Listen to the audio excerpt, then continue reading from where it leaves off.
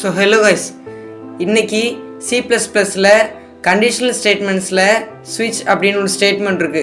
அத பத்தி பார்க்கலாம். switch statement உடைய syntax என்னன்னா switch variable உடைய நேம் இங்க பாஸ் பண்ணிக்கணும்.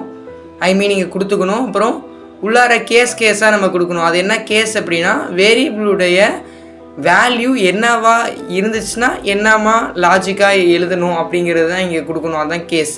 வேல்யூங்கிறது அதுக்குள்ளே இருக்கிற வேல்யூ. ஃபார் எக்ஸாம்பிள் இப்போ நான் டேட் அப்படிங்கிற ஒரு வேரியபிளில் 5ன்னு பாஸ் பண்ணி இங்கே கொண்டு வரேன் அப்படின்னா இங்கே கேஸில் 5 கொடுத்துருக்கேன் அப்படின்னா இங்கே ரெண்டும் மீட் ஆகிடும். ஸோ இதுக்குள்ளே இருக்கிற கோடு வந்து ரன் ஆகும். இப்போ நான் ஒரு பிரிண்டிங் ஸ்டேட்மெண்ட் போடுறேன். stdcout வேல்யூ வந்து 5ஆக இருக்கும் பட்சத்தில் the date is 5 அப்படின்னு கொடுத்துட்டு பிரேக் கொடுத்துட்டு இதே போல் எத்தனை கேஸ் வேணாலும் கொடுக்கலாம். ஏன் அப்படின்னா கேஸுங்கிறது ஃபஸ்ட்டு 5 கொடுக்குறேன், நெக்ஸ்ட்டு பார்த்தீங்கன்னா 6, 7 அந்த மாதிரி நான் கொடுத்தேன்னா அது ஒரு லாஜிக்கு. ஸோ இந்த இடத்துல அந்த மாதிரி வந்துக்கிட்டு யூஸ் ஆகும். இப்போ பிரேக்குங்கிறது என்னன்னா இப்போ ஒவ்வொரு கேஸும் ஃபார் எக்ஸாம்பிள் இப்போது 5ன்னு வருது அப்படின்னா 5 இந்த கேஸ் வந்துட்டு ஆக்டிவேட் ஆகிடும், சாட்டிஸ்ஃபை இதுக்குள்ளார போயிடும். அது நெக்ஸ்ட்டு பிரேக் நான் கொடுக்கல அப்படின்னா ஒவ்வொரு கேஸை செக் பண்ணாமல் நெக்ஸ்ட் கேஸை ஆட்டோமேட்டிக்காக வந்துக்கிட்டு போயிட்டு ஒர்க் பண்ண ஆரம்பிச்சிடும். ஸோ அது அன்எக்ஸ்பெக்டட் பிஹேவியர் கொடுக்கும். அதை தடுக்கிறதுக்கு தான் பிரேக்கு. நெக்ஸ்ட்டு வந்துக்கிட்டு என்ன ஸ்டேட்மெண்ட்டில் பிரேக் இருக்கோ அங்கே தான் போயிட்டு நிற்கும், நின்றுட்டு வெளில போகும்.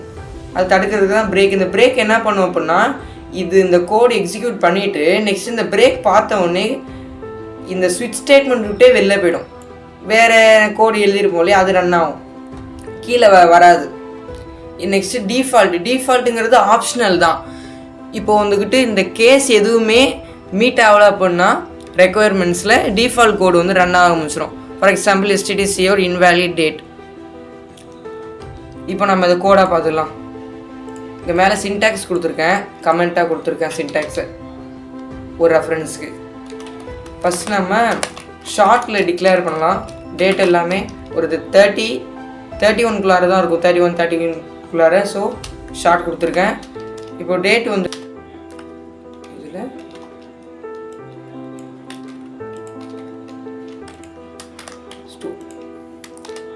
அப்புறம் இப்போ வந்து நீங்கள் இங்கே நான் பிரேக் நான் கொடுக்காமலே இல்லை. ஏன் அப்படின்னா ஸ்டேட்மெண்ட் முடிஞ்சு வேறு ஸ்டேட்மெண்ட் இல்லை. ஸோ ஸ்விட்ச் ஸ்டேட்மெண்ட்டு வெளில போகிறதான் போகுது. ஸோ பிரேக் கொடுத்தாலும் நல்லது, கொடுக்காட்டியும் வந்துக்கிட்டு அது போக தான் செய்ய போகுது. நான் இங்கே டிஃபால்ட் நான் வந்துக்கிட்டு இதை நான் சொன்ன மாதிரி ஆப்ஷனல் தான், கொடுக்கணுன்னா கொடுக்கலாம், இல்லைனா விடலாம். அப்புறம் ஒரு செமிகோலன். இந்த செமிகோலன் வந்துக்கிட்டு நான் சும்மா வச்சுருக்கேன். நீங்கள் இந்த மாதிரி ஸ்விட்ச் ஸ்டேட்மெண்ட்டுக்கு இந்த ஸ்விட்ச் ஸ்டேட்மெண்ட் முடிஞ்ச உடனே இந்த கர்லி பிரேசஸ்க்கு அப்புறம் இந்த மாதிரி செமிகோலன் போடலாம், போடுறது பெஸ்ட் ப்ராக்டிஸ். ஸோ இப்போ நம்ம ரன் பண்ணி பார்க்கலாம். இந்த டேட் இஸ் 2 வந்து கரெக்டாக வந்துருச்சு. இப்போ நான் என்ன பண்ணுறேன், இந்த பிரேக்குங்கிற ஸ்டேட்மெண்ட்டை நான் எடுத்துட்டேன் இந்த கோடில் மட்டும். இதோ பாருங்கள், இந்த டேட் இஸ் 1 அப்புறம் இந்த டேட் இஸ் 2ன்னு வந்திருக்கு. ஏன் அப்படின்னா இந்த இடத்துல பிரேக் நான் எடுத்துட்டேன். ஸோ ஃபஸ்ட்டு இந்த ஸ்டேட்மெண்ட் வந்து சாட்டிஸ்ஃபை ஆகாமல் பார்க்கும். சாட்டிஸ்ஃபை ஆனவுடனே நெக்ஸ்ட் இந்த ஸ்டேட்மெண்ட் வந்து அதையும் எக்ஸிக்யூட் பண்ணிடும். இது ஒரு அன்எக்ஸ்பெக்டட் பிஹேவியர். ஸோ அப்படி நடக்கக்கூடாது அப்படின்னா நம்ம பிரேக் கொடுத்து அதை நம்ம ப்ரிவென்ட் பண்ணிக்கலாம், ஸ்டாப் பண்ணிக்கலாம். ஸோ இதான் கைஸ் இந்த ஸ்விட்ச் ஸ்டேட்மெண்ட். இந்த ஸ்விட்ச் ஸ்டேட்மெண்ட்டில் ரொம்பவே ஒரு பேசிக்கான ஒரு எக்ஸாம்பிள் வச்சு நான் எக்ஸ்பிளைன் பண்ணியிருப்பேன். நீங்கள் இந்த மாதிரி வந்துக்கிட்டு உங்களுடைய ஒரு ஓன் லாஜிக்கில் நீங்கள் இம்ப்ளிமெண்ட் பண்ணி பாருங்கள். அது இம்ப்ளிமெண்ட் பண்ணிவிட்டு அந்த கோடை வந்துட்டு கமெண்ட் செக்ஷனில் பேஸ்ட் பண்ணுங்கள். ஏதாவது எரர் கூட ஏதாவது மாதிரி சொல்லுங்கள் கமெண்ட் செக்ஷனில். நான் உடனே உங்களுக்கு கமெண்ட் பார்த்து உங்களுக்கு ரிப்ளை பண்ணுறேன். ஸோ அதுதான் கைஸ் இந்த வீடியோ. தேங்க்யூ ஃபார் வாட்சிங்.